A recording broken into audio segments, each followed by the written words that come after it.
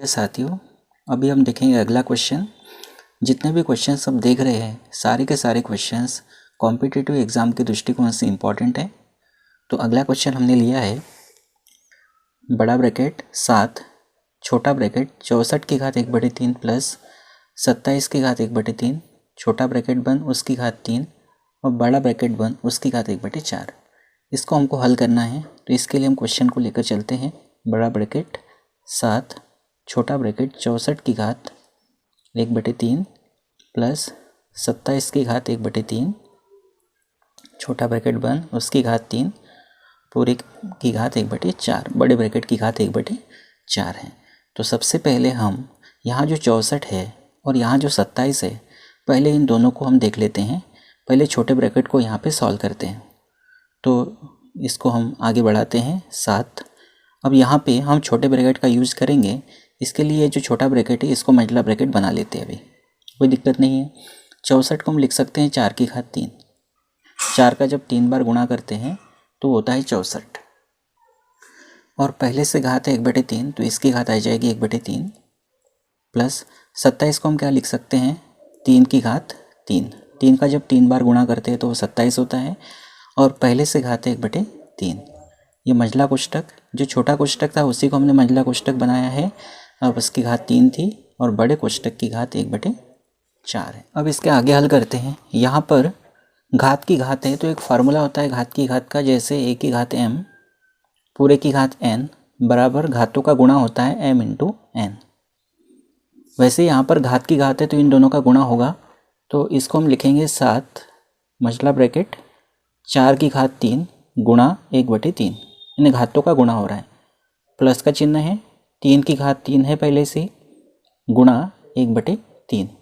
ये तो घातों के बारे में हो गया। अब छोटे कोष्ठक की जो घात थी जिसको हमने मंझला कोष्ठक बनाया उसकी घात 3 है और पूरे की घात 1/4।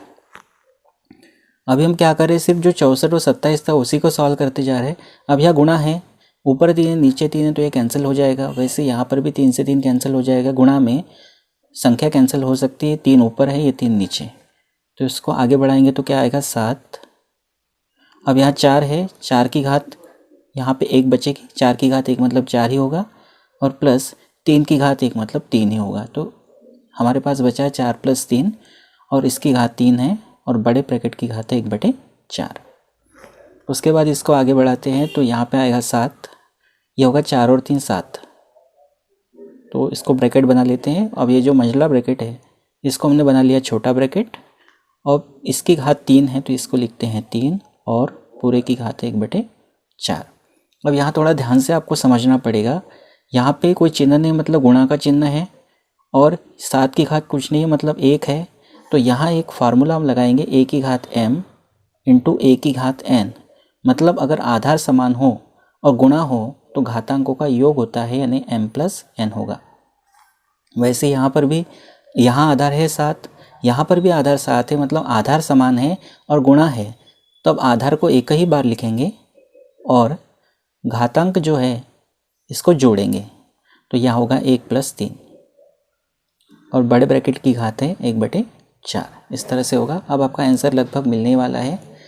तो यहाँ पर 7 की घात होगी 1 और 3 4 बड़ा ब्रैकेट और उसकी घात है 1/4।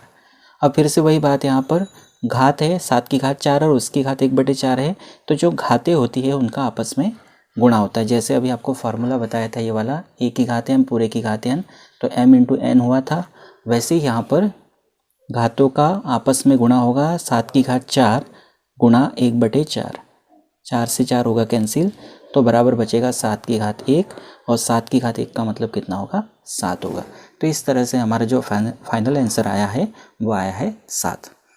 उम्मीद करता हूँ आपको ये वीडियो अच्छा लगा होगा। इसी तरह के और वीडियो पाने के लिए आप मेरे चैनल को सब्सक्राइब कर लीजिए, बेल आइकन को प्रेस कर लीजिए। Thank you.